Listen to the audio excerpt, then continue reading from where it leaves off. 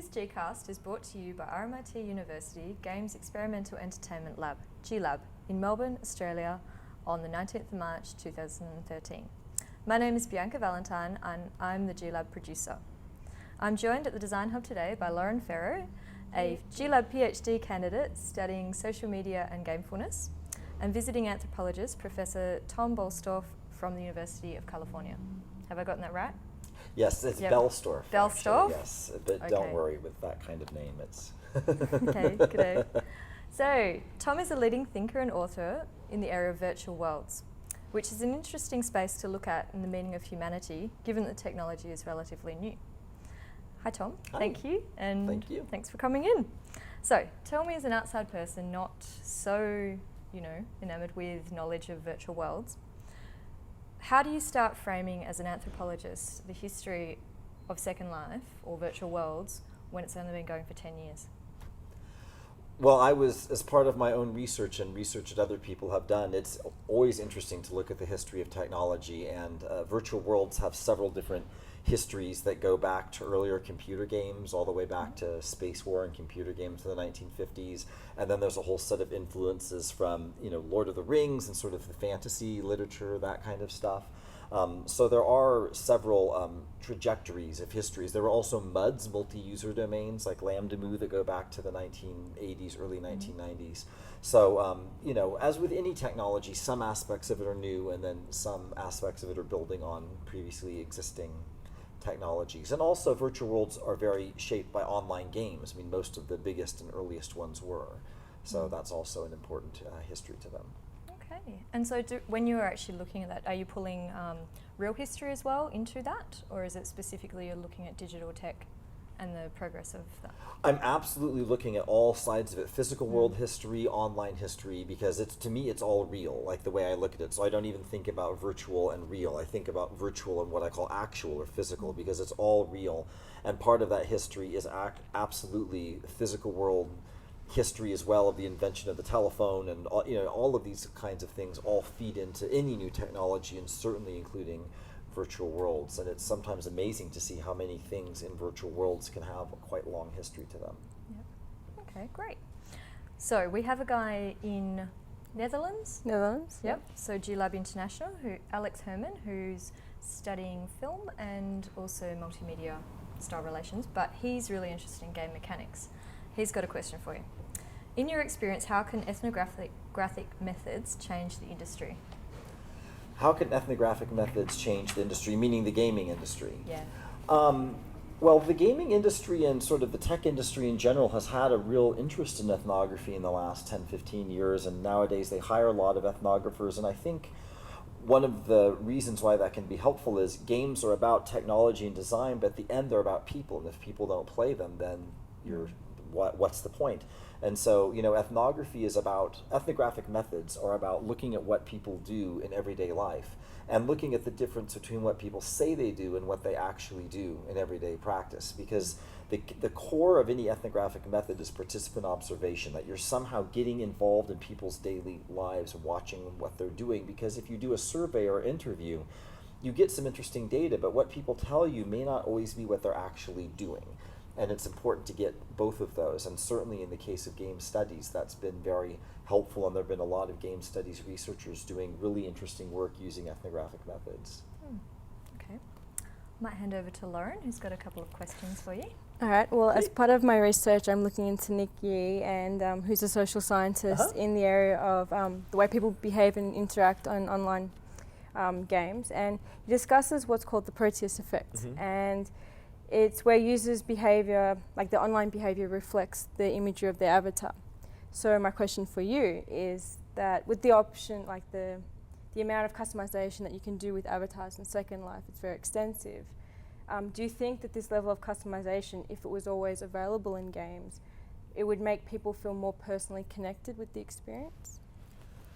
It's hard to say for sure. Right now I'm doing some research in Second Life with people with disabilities, particularly Parkinson's disease, who find that watching their avatars can in some cases possibly help them deal with their symptoms, and that is a sort of a kind of Proteus effect kind of thing. A lot of Nick's research as well was about things like if you have a taller avatar, you might tend to be more assertive, right? Things like that. And so there's that issue of the relationship that we have to representations of ourselves of any form, including in an avatar. And then the issue of choice and customization is a really interesting issue. And it is true that in something like Second Life, there's much more customization compared to a gaming thing like World of Warcraft, where you can be an elf or a priest or a dwarf, but the choices are a little more limited. But people who play those games play them sometimes a lot and are very connected to the characters that they're playing and to the avatars that they're using. And so I don't know if more choice always leads to more of a connection, but it might lead to a different kind of a connection, right? I think probably is a more accurate way to think about it, just thinking off the top of my head. It's a really good question. I don't think we completely know the answer to it yet.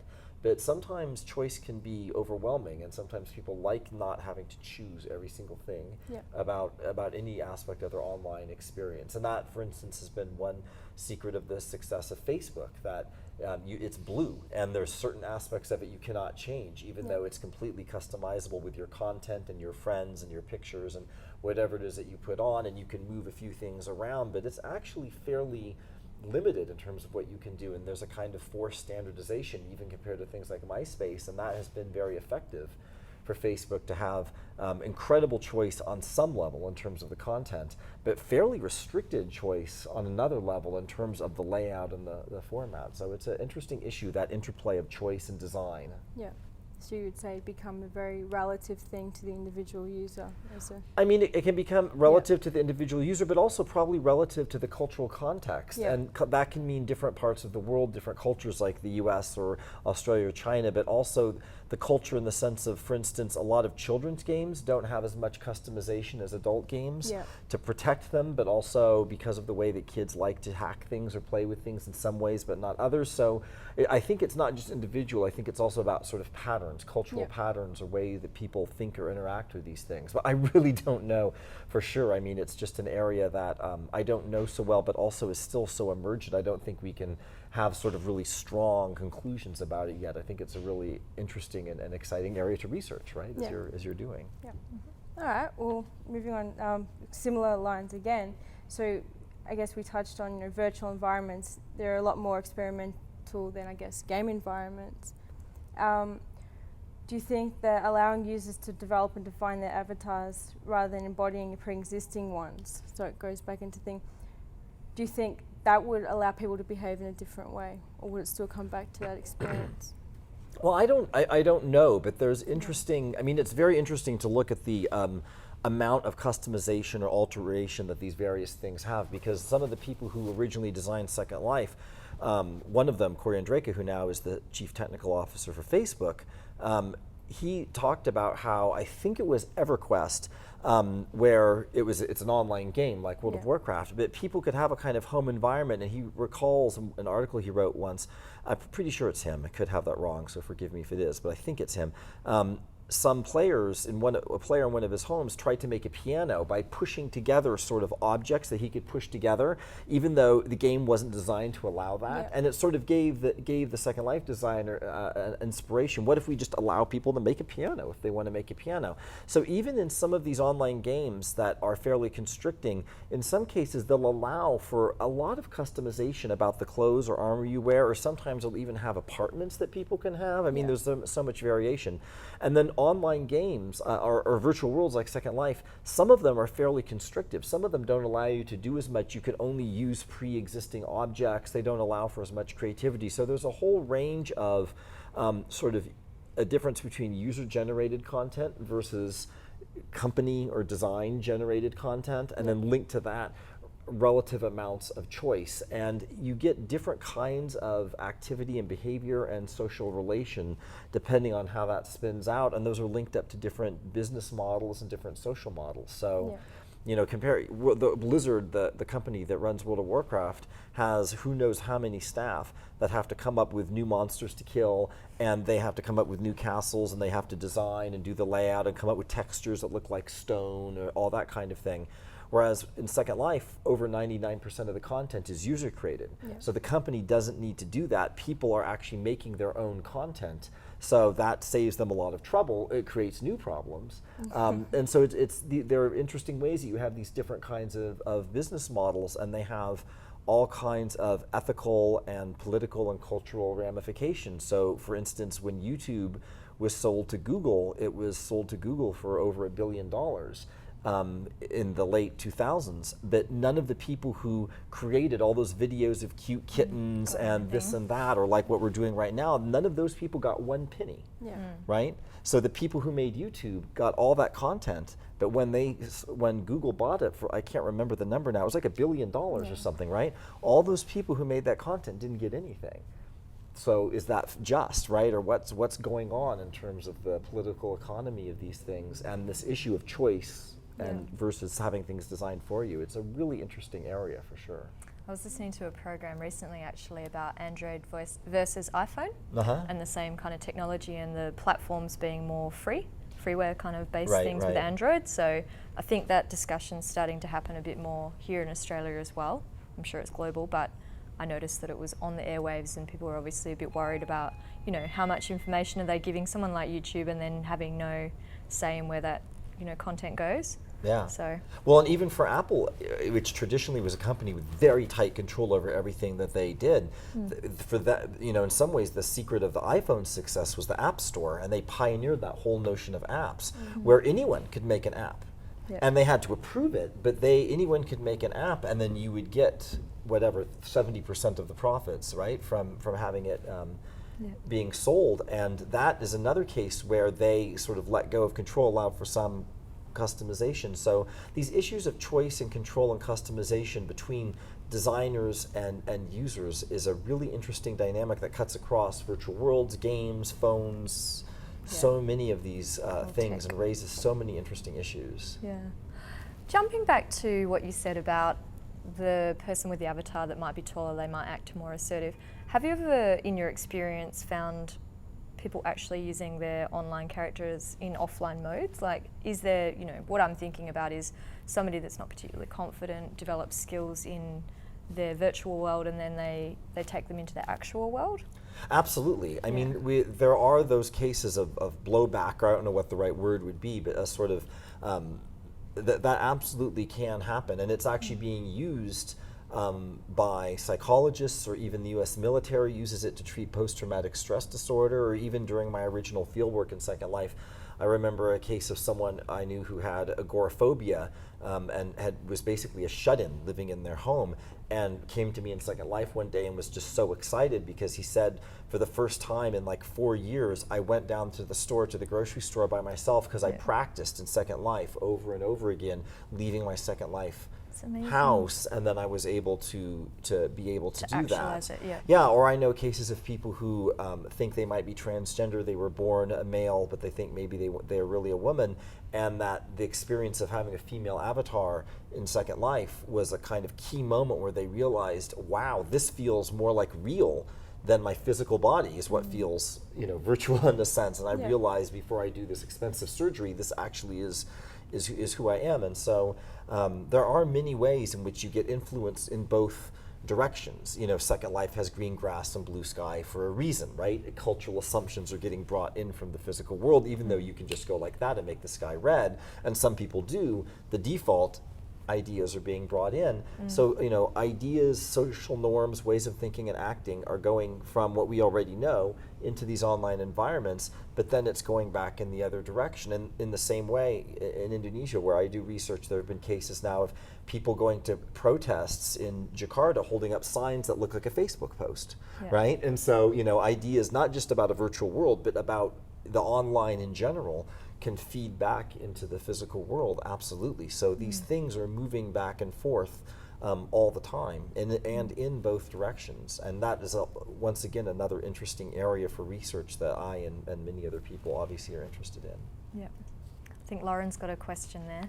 Well, it's basically, you know, because of that virtual environments, they offer that sort of physically consequence-free, you know, situation. Do you think that they offer like their healthy facilitative behaviours that perhaps are not deemed very socially acceptable?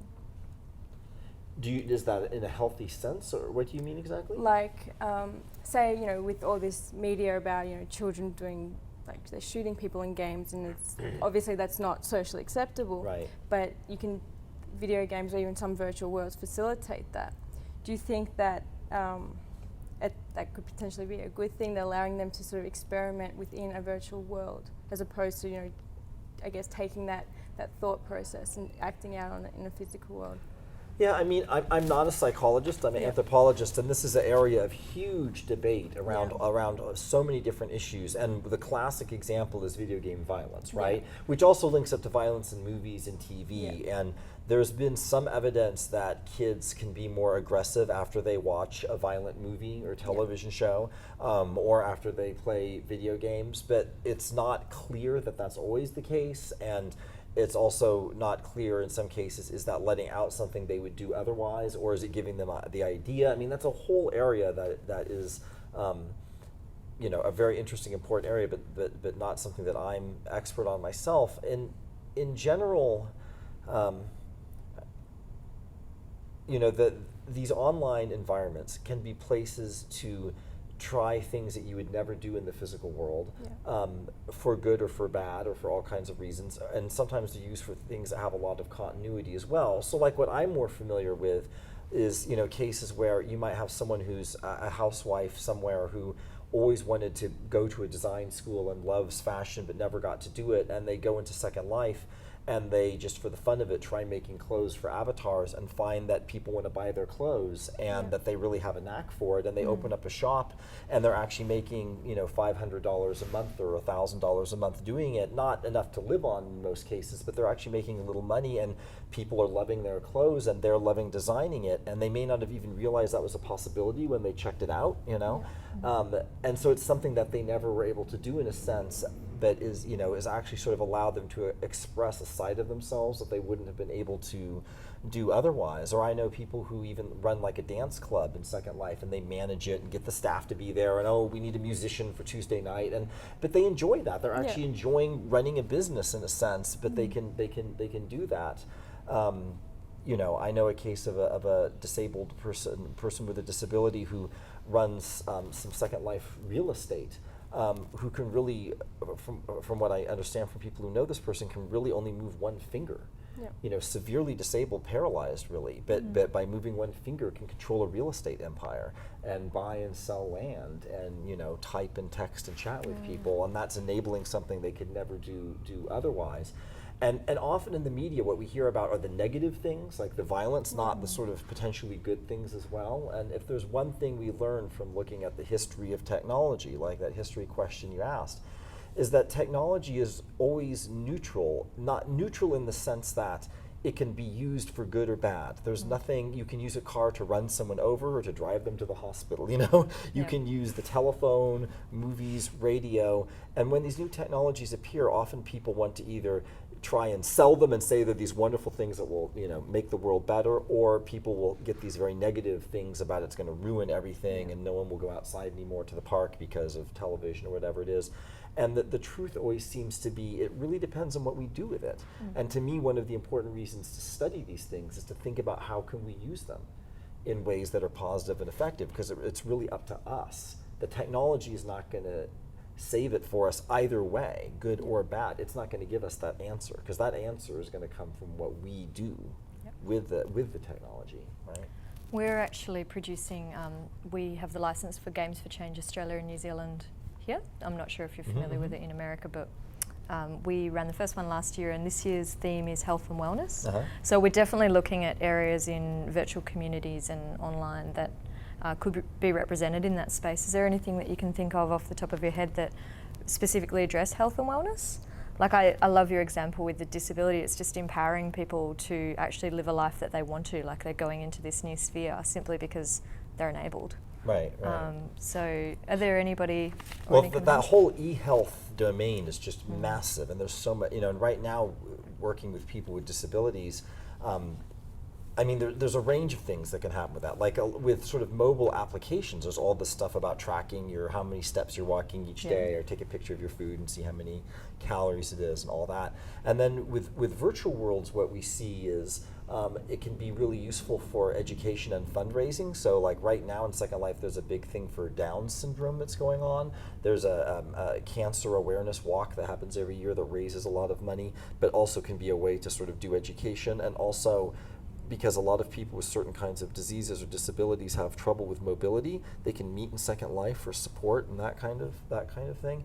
I'm looking right now with it appears to be that for some people with Parkinson's disease, watching their avatars move is allowing them to do things like stand up with unaided out of a chair for the first time in 2 or 3 years, because they watch their avatar do it. There's a kind of possible mirror neuron effect with that I'm going to be researching in the next year or two. So there are a lot of interesting possibilities around there, around awareness, around community, around health, around knowledge, around education. Some of that won't be around virtual worlds. There's a lot of potential around that, obviously, with mobile devices. But all of these technologies can be part of that, right? Websites are really important for health and wellness. I mean, nowadays, when people want to get health information, so often they're going, first of all, online. So Google all Doctor. of that stuff. The Google Doctor stuff is, amazing. Or even the way that, these wonderful examples of using Google search to track flu epidemics, right? There's these amazing examples of looking for when people are searching flu symptoms. You can actually track a flu outbreak before anyone else would know. There was something like that in San Fran where they'd tracked measles right to the source of the area because there was so many hits of people in that geospace, and they just went, yep, that's the house. Right, people searching measles symptoms. And before they ever even go to the doctor, you can get that kind of information, right? Which raises questions about privacy and surveillance, but also has some potential wonderful good things, obviously, as well. So I think in the next 5-10 years, obviously these issues of health and wellness are going to continue to be exploding in this space in so many different ways. So it's a really interesting interesting area, and there's been some work also now with virtual worlds of controlling virtual worlds with like a Kinect or a Leap or something where you're actually moving your body, right? And this is what people are also like doing here with the lab downstairs with games and that kind of moving your body. So that's another interesting possibility where if video games require physical exertion, nowadays you have all these people in senior centers using Wii's to play table tennis or whatever, but it motivates people. It's great. So it'll be interesting to see what happens with all that stuff. Sure. Great. Okay, well, I think that actually wraps up our interview for today. Great, so thanks so much. Happy to do it. Thanks everyone, and this was the first RMIT University GLab presentation in Melbourne, Australia.